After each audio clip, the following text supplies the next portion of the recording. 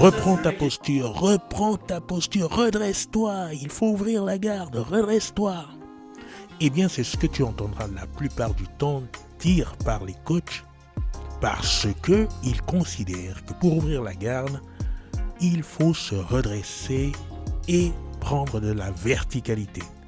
Ils ont raison de le dire, ils ont raison car quand tu es pris dans la garde fermée, si tu es débutant, sache qu'il n'y a pas grand-chose à faire autre que de sortir de cette garde et envisager une top position qui est la golden rule parce que dans la garde fermée, tu ne peux rien faire, tu ne feras rien de bien signifiant, tu devras absolument te défendre à tout prix et donc ouvrir cette garde.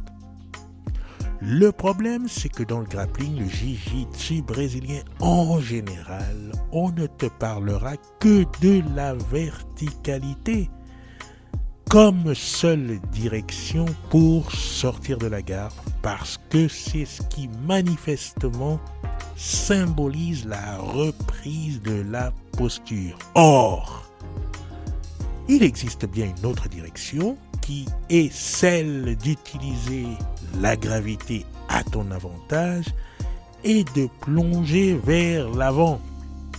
Évidemment, cette direction n'est pas sans risque, mais elle vaut son pesant et il faut l'essayer pour voir si elle convient dans ton jeu, en tout cas pour avoir une sorte de dilemme bidirectionnel, à savoir pouvoir se verticaliser ou alors pouvoir stacker. Pas rester dans le dogme qui est qu'il faut absolument se redresser comme seule piste à envisager.